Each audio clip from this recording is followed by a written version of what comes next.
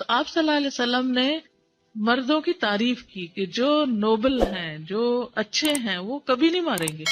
اب آپ دیکھیے کہ ہر شخص کو ایک وہ مل گیا نا انسینٹیو اچھا ہونے کا، یہ ایک تربیت کا طریقہ تھا. تو انہوں نے اپنے ہاتھ ویسے ہی روک لیے ہوں گے کہ مردانگی کی شان کے خلاف ہے کہ بات پہ بیوی کو مارا جائے اور یہی ایک طریقہ ہو کسی کی اصلاح کا. تو وہ رک گئے، روکنے کا طریقہ تھا. معاویہ کہتے ہیں بازی کہ میں نے نبی صلی اللہ علیہ وسلم سے عرض کیا، یا رسول اللہ صلی اللہ علیہ وسلم، ہم اپنی عورتوں کے کس حصے میں آئیں اور کس حصے کو چھوڑیں؟ یعنی شوہر بیوی کے تعلق کی بات ہو رہی.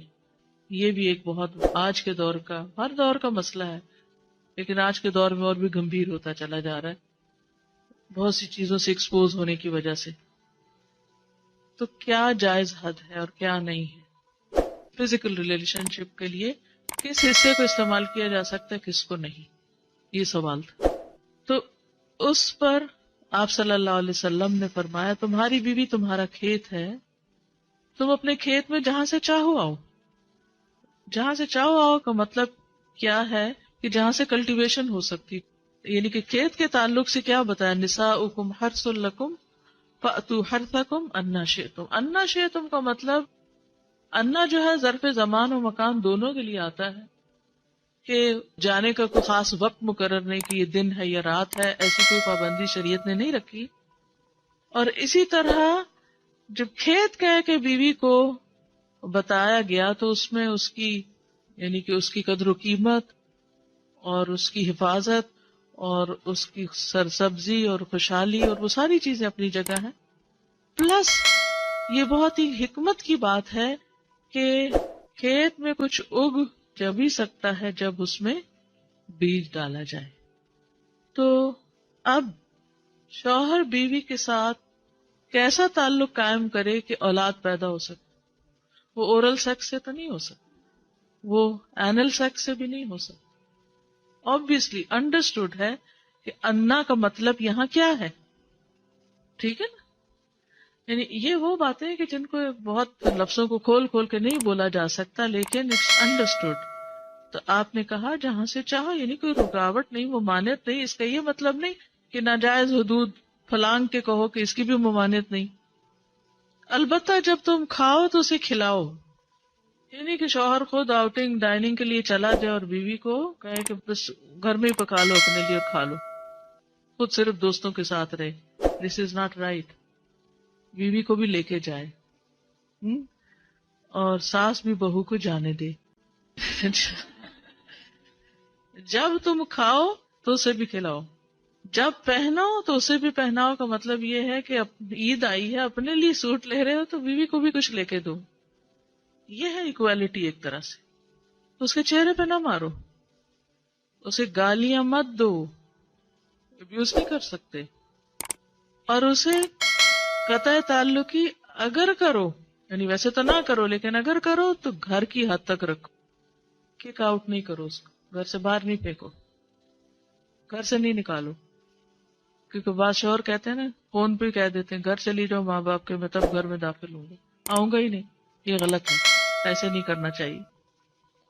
اور یہ کیسے مناسب، یہ کیسے ہو سکتا ہے کہ تم اس کے ساتھ یہ سلوک کرو جبکہ تم ایک دوسرے کے پاس حلال طریقے سے آتے ہو؟ یعنی تمہارا ایک جائز تعلق ہے اور پھر تم اس تعلق کو اس طرح خراب کرو. تو بیوی کو مارنے سے متعلق جو قرآن اور حدیث کی روشنی میں جو حکم ہے وہ سامنے. پھر اسی طرح غلام کو مارنے کی ممانعت ہے. نوکر کو، غلام کو، اس کو بھی نہیں مارنا چاہیے. ابو مسعود بدری سے روایت ہے کہ میں اپنے غلام کو کوڑے کے ساتھ مار رہا تھا کہ میں نے اپنے پیچھے سے آواز سنی، اے ابو مسعود جان لو. اور میں غصے کی وجہ سے آواز سمجھ نہ سکا، یعنی ایسے مار رہا تھا کہ مجھے نہیں سمجھ آئی کہ کس نے پکارا مجھے. جب وہ میرے قریب ہوئے تو وہ رسول اللہ صلی اللہ علیہ وسلم تھے اور آپ فرما رہے تھے جان لو ابو مسعود، جان لو ابو مسعود. کہتے ہیں میں نے اپنے ہاتھ سے کوڑا پھینک دیا تو آپ نے فرمایا جان لو ابو مسعود، یعنی آپ بار بار فرما رہے تھے اللہ تم پر زیادہ قدرت رکھتا ہے تمہاری اس غلام پر قدرت سے، یعنی جتنا تم اس غلام پہ قدرت رکھتے ہو اللہ اس سے زیادہ تم پہ قدرت رکھتا ہے، یعنی تمہیں مارے گا. کہتے ہیں کہ میں نے عرض کیا اے اللہ کے رسول صلی اللہ علیہ وسلم، میں اس کے بعد کبھی غلام کو نہیں ماروں گا، اور بعض روایت میں آتا ہے کہ انہوں نے آزاد کر دیا۔ ابو عمر زازان سے روایت ہے، کہتے ہیں کہ ہم لوگ ابن عمر کے پاس تھے، انہوں نے اپنے غلام کو بلایا جسے انہوں نے مارا تھا، انہوں نے اس کی پیٹھ کھول کر دیکھی، کہا کیا تمہیں تکلیف ہو رہی ہے؟ اس نے کہا نہیں۔ اس کے بعد ابن عمر نے غلام کو آزاد کر دیا اور ایک تنکا زمین سے اٹھایا اور کہا کہ مجھے اس کا اتنا بھی اجر نہیں ملے گا جتنا اس تنکے کا وزن ہے۔ میں نے کہا ابو عبد الرحمن آپ ایسے کیوں کہہ رہے ہیں؟ انہوں نے کہا کہ میں نے رسول اللہ صلی اللہ علیہ وسلم کو فرماتے ہوئے سنا، جو شخص اپنے غلام کو بے قصور یعنی حد شرعی کے علاوہ مارے یا اس کے چہرے پہ تمانچہ مارے تو اس کا کفارہ ہی کہ اسے آزاد کر دی، کفارہ ہے، اس آزادی کا ثواب کوئی نہیں تنکے برابر بھی۔ یعنی بعض اوقات ہم سمجھتے ہیں بڑی نیکی کی، لیکن اس میں تو چھوٹ بھی جائے تو وہ بھی بہت بڑی بات ہے۔ صحابہ کرام جو تھے وہ خاص طور پر اس سے محتاط رہتے اور غلاموں سے درگزر کرتے تھے۔ ابو لیلہ کہتے ہیں کہ سلمان رضی اللہ عنہ نکلے، وہ اپنی سواری کو چارہ کھلاتے تھے تو وہ ہودے سے گرتا رہتا۔ ہودہ کیا کہتے ہیں؟ وہ چیز محمل باسکٹ کہہ لیں جس میں اس کا چارہ رکھ کے دیا جاتا۔ اس پر انہوں نے اپنے خادم سے کہا اگر مجھے قصاص کا خوف نہ ہوتا تو میں تمہاری پٹائی کرتا کہ تم نے ایسی چیز کیوں جانور کے آگے رکھی۔ تو مطلب یہ کہ اگر میں تمہیں ماروں گا تو مجھے بھی مار پڑے گی، اس لیے میں تمہیں مار نہیں رہا، ورنہ جو حرکت تم نے کی ہے اس میں تمہیں مار پڑنی چاہیے۔ نماز پڑھنے والے غلام کو نہ مارنا۔ ابو امامہ سے روایت ہے کہ رسول اللہ صلی اللہ علیہ وسلم خیبر سے واپس آئے تو آپ کے پاس 2 غلام تھے۔ حضرت علی رضی اللہ عنہ نے کہا اے اللہ کے رسول صلی اللہ علیہ وسلم ہمیں بھی ایک غلام دے دیں۔ آپ نے فرمایا جو چاہتے ہو لے لو۔ انہوں نے کہا آپ میرے لیے پسند کریں۔ اس سے انداز ہوتا ہے نا کہ ریلیشن شپ داماد اور سسر کا کیسا تھا۔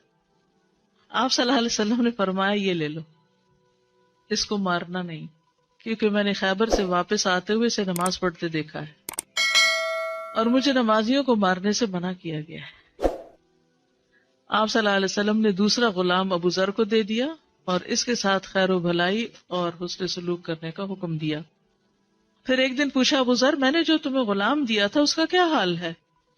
انہوں نے کہا آپ نے مجھے اس کے ساتھ خیر و بھلائی کرنے کا حکم دیا تھا تو میں نے اسے آزاد کر دیا۔